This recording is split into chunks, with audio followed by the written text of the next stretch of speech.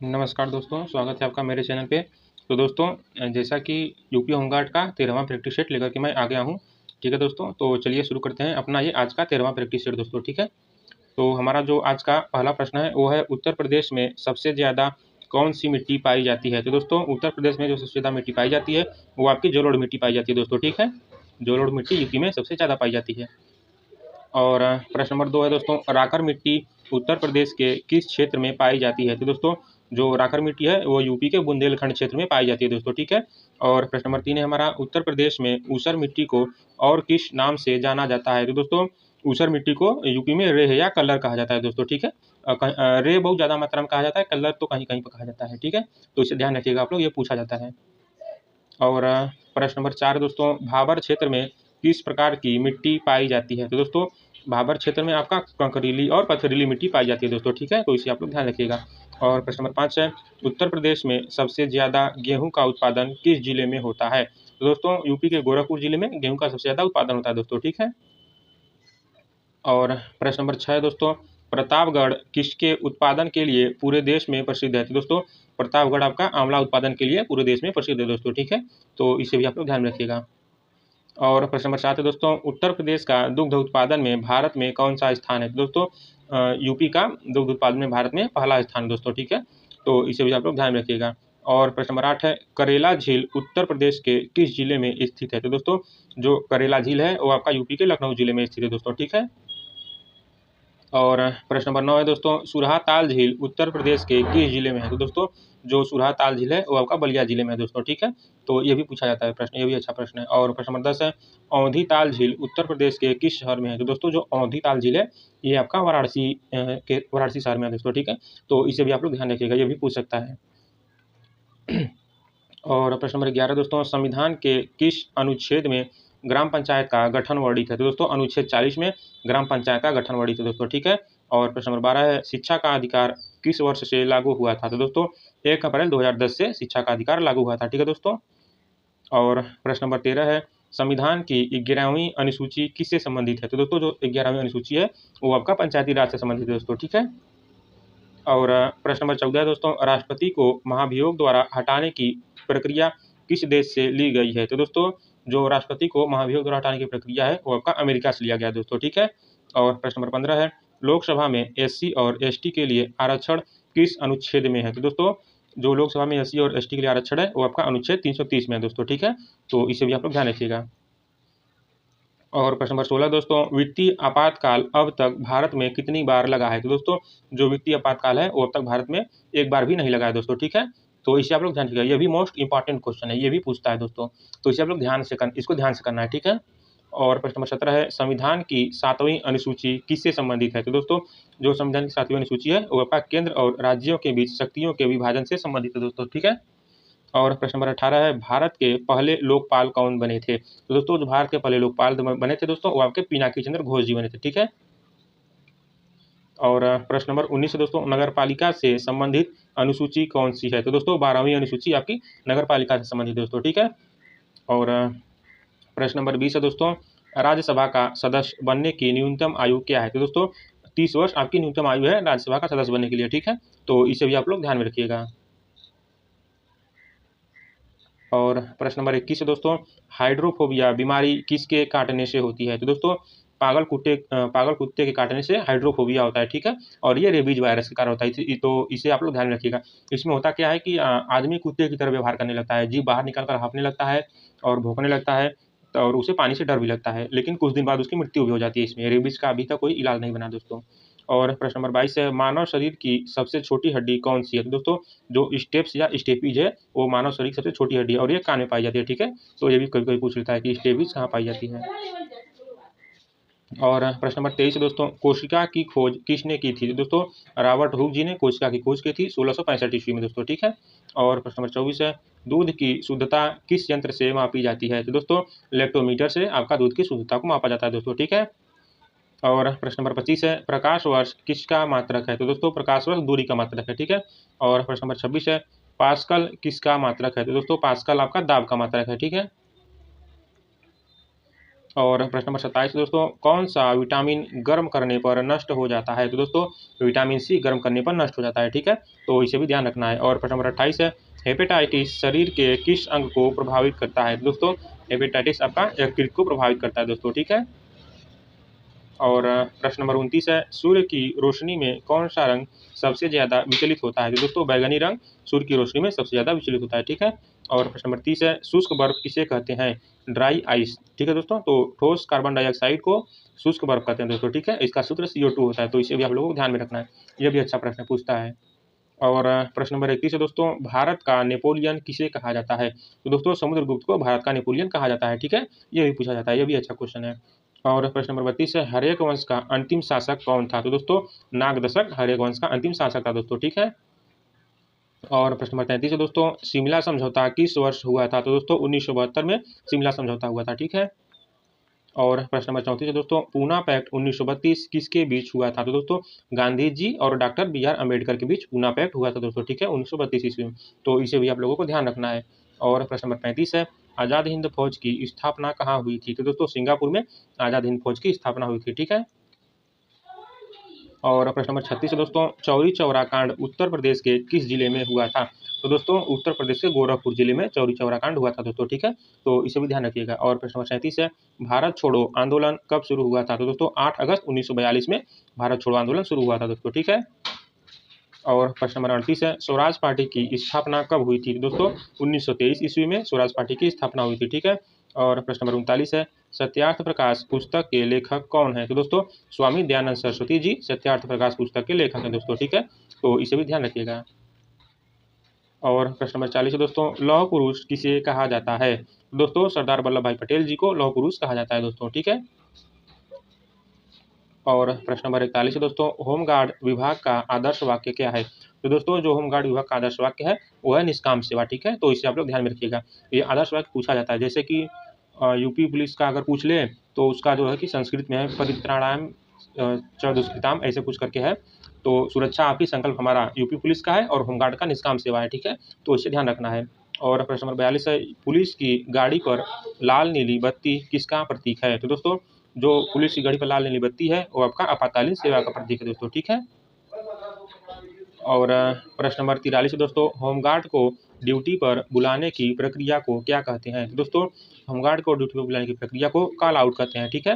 कभी कभी जैसे कि होमगार्ड अपना ड्यूटी पूरा करके घर पर चला गया है लेकिन कुछ समस्या हो गई है तो उसे बुलाना पड़ेगा, तो उसको कॉल आउट कहते हैं, ठीक है। और प्रश्न नंबर 44 दोस्तों, पुलिस में SI या फिर दरोगा की वर्दी पर कितने स्टार होते हैं? दोस्तों जो पुलिस की वर्दी है उस पर 2 सितारे होते हैं, ठीक है। और प्रश्न नंबर 45 दोस्तों, PAC का पूरा नाम क्या है? तो दोस्तों जो PAC का पूरा नाम है वो है प्रादेशिक आर्म कांस्टेबुलरी, ठीक है, तो इसे आप लोगों को ध्यान रखना है, PAC का फुल फॉर्म पूछता है दोस्तों। और प्रश्न नंबर 46 दोस्तों, उत्तर प्रदेश में डायल 112 का कंट्रोल रूम कहाँ है? तो दोस्तों यूपी में डायल 112 का कंट्रोल रूम लखनऊ में है दोस्तों, ठीक है, तो इसे आप लोगों को ध्यान में रखना है। और प्रश्न नंबर 47 दोस्तों, क्या होमगार्ड एक स्वयंसेवक संस्था है? तो दोस्तों होमगार्ड एक स्वयंसेवक संस्था है, ठीक है, तो इसका जवाब रहेगा हाँ। और प्रश्न नंबर 48 दोस्तों, होमगार्ड की भर्ती के लिए न्यूनतम शैक्षिक योग्यता क्या है? तो दोस्तों होमगार्ड की भर्ती के लिए जो न्यूनतम शैक्षिक योग्यता है वो आपका 10वीं पास है दोस्तों, ठीक है, तो हाई स्कूल आपका होमगार्ड की न्यूनतम शैक्षिक योग्यता है। और प्रश्न नंबर 49 है दोस्तों, जिले में होमगार्ड का सबसे बड़ा अधिकारी कौन होता है? तो दोस्तों जिला कमांडेंट आपका जिले में होमगार्ड का सबसे बड़ा अधिकारी होता है दोस्तों, ठीक है, और यही आपकी ड्यूटी को निर्धारित करता है, ठीक है दोस्तों, तो इसे ध्यान रखना है, ये पूछ सकता है, अच्छा क्वेश्चन है। और प्रश्न नंबर 50 शुरू करने से पहले दोस्तों यदि आप मेरे चैनल पर नए हैं तो मेरे चैनल को सब्सक्राइब कर लीजिए, क्योंकि मैं अपने चैनल पर डेली यूपी होमगार्ड का जो है कि प्रैक्टिस सेट डालता हूँ दोस्तों, ठीक है, तो मेरा यही आपसे रिक्वेस्ट है कि चैनल को जरूर सब्सक्राइब करें, नहीं तो ये प्रैक्टिस सेट आपसे छूट सकता है, ठीक है दोस्तों। और प्रश्न नंबर 50 है, होमगार्ड की वर्दी का रंग क्या होता है? तो दोस्तों जो होमगार्ड की वर्दी का रंग है वो खाकी कलर होता है दोस्तों, ठीक है। और प्रश्न नंबर 51 है, भारत की सबसे लंबी नदी कौन सी है? तो दोस्तों गंगा नदी आपकी भारत की सबसे लंबी नदी है दोस्तों, ठीक है। और प्रश्न नंबर 52 है दोस्तों, हीराकुंड बांध किस नदी पर स्थित है? तो दोस्तों जो हीराकुंड बांध है वो आपका महानदी उड़ीसा पर स्थित है दोस्तों, ठीक है। इसका देखिए मैंने आप लोगों को ट्रिक बताया था कि हीरा क्या होता है, हीरा बहुत महंगा होता है, तो महंगा से महा, यहाँ पर देखिए महंगा महा, ठीक है, तो इसका ट्रिक है, जैसे ही दिमाग क्वेश्चन आए वहाँ पर एग्जाम में कि हीराकुंड बांध, तो तुरंत हीरा महंगा होता है तो महानदी मार के निकल लेना है, सोचना नहीं है इसको एग्जाम में, ठीक है दोस्तों। और प्रश्न नंबर 53 है, विश्व का सबसे बड़ा महाद्वीप कौन सा है? तो दोस्तों एशिया महाद्वीप विश्व का सबसे बड़ा महाद्वीप है। ये काफ़ी पुराना क्वेश्चन है दोस्तों, अच्छा क्वेश्चन है। ये भी आता है तो ठीक है, अगर आ गया तो इसे एशिया मार दीजिएगा आप लोग।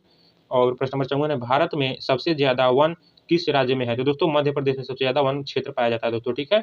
और प्रश्न नंबर 55 है, सौरमंडल का सबसे छोटा ग्रह कौन सा है? तो दोस्तों बुध ग्रह सबका बुध सॉरी दोस्तों बुध ग्रह आपका सौरमंडल का सबसे छोटा ग्रह दोस्तों, ठीक है।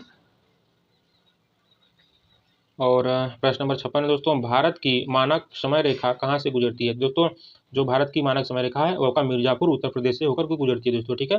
तो इसे भी ध्यान रखना है। और प्रश्न नंबर 57 है, सुंदरवन डेल्टा कौन सी नदियाँ बनाती हैं? तो दोस्तों जो सुंदरवन डेल्टा है आपके गंगा और ब्रह्मपुत्र नदी मिलकर के बनाती है दोस्तों, ठीक है। और प्रश्न नंबर 58 दोस्तों, भारत का सबसे दक्षिणी बिंदु क्या है? तो दोस्तों इंदिरा पॉइंट भारत का सबसे दक्षिणी बिंदु है दोस्तों, ठीक है। और प्रश्न नंबर 59 है, भूमध्य रेखा को 2 बार काटने वाली नदी कौन सी है? दोस्तों कांगो नदी आपकी भूमध्य रेखा को 2 बार काटती है, ठीक है। तो ये भी अच्छा क्वेश्चन दोस्तों, ये भी पूछा जाता है। जैसे कि ये नदी है तो इसको ऐसे काटती है, फिर ऐसे आके फिर ऐसे काटती है दोस्तों, ठीक है। तो ये 2 बार काटती है, इसे ध्यान रखिएगा आप लोग।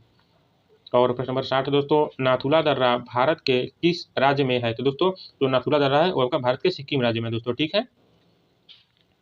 और प्रश्न नंबर 61 दोस्तों, नाबार्ड की स्थापना कब हुई थी? तो दोस्तों 1982 ईस्वी में नाबार्ड की स्थापना हुई थी, ठीक है। और प्रश्न नंबर 62 है, भारत में जीएसटी कब लागू हुआ? तो दोस्तों 1 जुलाई 2017 को भारत में जीएसटी लागू हुआ था, ठीक है दोस्तों। और प्रश्न नंबर 63 है, भारत का केंद्रीय बैंक कौन सा है? तो दोस्तों आरबीआई भारत का केंद्रीय बैंक है दोस्तों, ठीक है। और प्रश्न नंबर 64 है, नीति आयोग का पुराना नाम क्या था? तो दोस्तों नीति आयोग का पुराना नाम योजना आयोग था दोस्तों, ठीक है। लेकिन इसका नाम बदल कर नीति आयोग कर दिया गया। और प्रश्न नंबर 65 दोस्तों, 1 रुपए के नोट पर किसके हस्ताक्षर होते हैं? तो दोस्तों 1 रुपए के नोट पर वित्त सचिव के हस्ताक्षर होते हैं दोस्तों, ठीक है।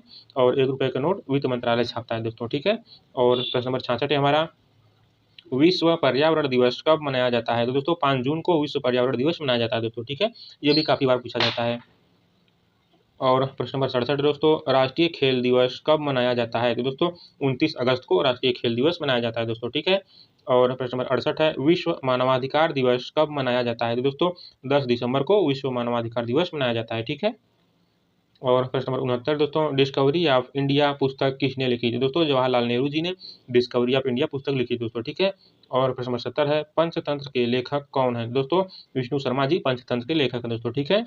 तो इसे ध्यान रखना है। और प्रश्न नंबर 71 है, बाइनरी सिस्टम में किन अंकों का उपयोग होता है? तो दोस्तों बाइनरी सिस्टम में 0 और 1 अंकों का उपयोग होता है दोस्तों, ठीक है। और प्रश्न नंबर 72 है, कंप्यूटर का मस्तिष्क किसे कहा जाता है? तो दोस्तों सीपीयू को कंप्यूटर का मस्तिष्क कहा जाता है, ठीक है। और प्रश्न नंबर 73 दोस्तों, भारत का पहला सुपर कंप्यूटर कौन सा था? तो दोस्तों परम 8000 भारत का पहला सुपर कंप्यूटर है दोस्तों, ठीक है। तो ये भी अच्छा क्वेश्चन है। और प्रश्न नंबर 74 दोस्तों, www का पूर्ण रूप क्या है? तो दोस्तों जो www का पूर्ण रूप है वो आपका वर्ल्ड वाइड वेब है दोस्तों, ठीक है। और टिम बर्नर्स-ली ने इसका निर्माण किया था दोस्तों, ठीक है, या फिर इसके खोज करता है। और प्रश्न नंबर 75 है, ईमेल का आविष्कार किसने किया था? तो दोस्तों रे टॉमलिंसन जी ने ईमेल का आविष्कार किया था दोस्तों, ठीक है। तो इसे ध्यान रखना है। और प्रश्न नंबर 76 दोस्तों, भारत रत्न की शुरुआत कब हुई थी? दोस्तों 1954 में भारत रत्न की शुरुआत हुई थी दोस्तों, ठीक है। और प्रश्न नंबर 77 है, भांगड़ा किस राज्य का प्रसिद्ध लोक नृत्य है? तो दोस्तों भांगड़ा आपका पंजाब राज्य का प्रसिद्ध लोक नृत्य है दोस्तों, ठीक है। और प्रश्न नंबर 78 दोस्तों, उत्तर प्रदेश का राजकीय पुष्प क्या है? तो दोस्तों पलाश आपका उत्तर प्रदेश का राजकीय पुष्प है, ठीक है। और प्रश्न नंबर 79 है, अजंता की गुफाएं कहाँ स्थित है? तो दोस्तों महाराष्ट्र में आपका अजंता की गुफाएं स्थित है दोस्तों, ठीक है। और प्रश्न नंबर 80 है दोस्तों, भारत का राष्ट्रीय खेल क्या है? दोस्तों हॉकी आपका भारत का राष्ट्रीय खेल है दोस्तों, ठीक है।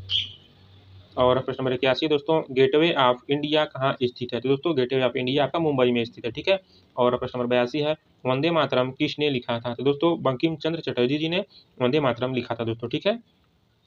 और प्रश्न नंबर 83 है दोस्तों, मानव शरीर में कुल कितनी हड्डियां होती हैं? तो दोस्तों मानव शरीर में 206 हड्डियां होती हैं, ठीक है, एक वयस्क मानव शरीर में, ठीक है दोस्तों, इसे ध्यान रखना है। और प्रश्न नंबर 84 है, उत्तर प्रदेश में कुल कितने जिले हैं? तो दोस्तों यूपी में इस समय कुल 75 जिले हैं, ठीक है। और प्रश्न नंबर 85 है, सारनाथ किस शहर के पास स्थित है? तो दोस्तों सारनाथ आपका वाराणसी के पास स्थित दोस्तों, ठीक है, तो इसे ध्यान रखना है। प्रश्न नंबर 86 दोस्तों, बेटी बचाओ बेटी पढ़ाओ योजना कब शुरू हुई थी? दोस्तों 2015 ईस्वी में बेटी बचाओ बेटी पढ़ाओ योजना शुरू हुई थी, ठीक है। और प्रश्न नंबर 87 हमारा, उत्तर प्रदेश का राजकीय वृक्ष कौन सा है? तो दोस्तों अशोक उत्तर प्रदेश का राजकीय वृक्ष है दोस्तों, ठीक है। और प्रश्न नंबर 88 दोस्तों, इसरो का मुख्यालय कहाँ है? तो दोस्तों इसरो का मुख्यालय बेंगलुरु में है, ठीक है। और प्रश्न नंबर 89 दोस्तों, सत्यमेव जयते कहाँ से लिया गया है? तो दोस्तों सत्यमेव जयते आपका मुंडकोपनिषद से लिया गया है दोस्तों, ठीक है। तो ये भी अच्छा क्वेश्चन है। और प्रश्न नंबर 90 दोस्तों, उत्तर प्रदेश की राजकीय भाषा क्या है? तो दोस्तों उत्तर प्रदेश की जो राजकीय भाषा है वो है हिंदी, ठीक है। और यदि पूछ ले कि दूसरी राजकीय भाषा बताइए तो आप लोगों को उर्दू बताना है, ठीक है। तो दोनों ध्यान रखना है, अगर एग्जाम में आ गया तो इसे सही करके आना है। और प्रश्न नंबर 91 दोस्तों, सौरमंडल का सबसे बड़ा ग्रह कौन सा है? तो दोस्तों बृहस्पति ग्रह सौरमंडल का सबसे बड़ा ग्रह है दोस्तों, ठीक है। इंग्लिश में इसे जुपिटर कहा जाता है। और प्रश्न नंबर 92 दोस्तों, सूर्य के सबसे निकट ग्रह कौन सा है? तो दोस्तों बुध ग्रह सूर्य के सबसे निकट है दोस्तों, ठीक है। तो इसे ध्यान रखना है। और प्रश्न नंबर 93 है, आगरा का किला किसने बनवाया था? तो दोस्तों अकबर ने आगरा का किला बनवाया था दोस्तों, ठीक है। तो इसे ध्यान रखना है। और प्रश्न नंबर 94 दोस्तों, विजय घाट किसका समाधि स्थल है? दोस्तों लाल बहादुर शास्त्री जी का समाधि स्थल विजय घाट है दोस्तों, ठीक है। तो इसे ध्यान रखना है आप लोगों को। प्रश्न नंबर 95 दोस्तों, भारत का सबसे ऊंचा बांध कौन सा है? तो दोस्तों टिहरी बांध भारत का सबसे ऊंचा बांध है दोस्तों, ठीक है। तो इसे आप लोगों को ध्यान में रखना है। और प्रश्न नंबर 96 दोस्तों, जय जवान जय किसान का नारा किसने दिया? तो दोस्तों लाल बहादुर शास्त्री जी ने जय जवान जय किसान का नारा दिया दोस्तों, ठीक है। तो इसे ध्यान रखिएगा। और प्रश्न नंबर 97 दोस्तों, वास्को डी गामा भारत कब आया था? दोस्तों 1498 ईस्वी में वास्को डी गामा भारत आया था, ठीक है।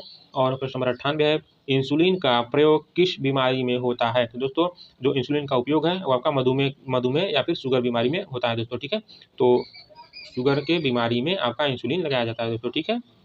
और प्रश्न नंबर 99 दोस्तों, कागज का आविष्कार किस देश में हुआ? दोस्तों चीन में कागज का आविष्कार हुआ था, ठीक है।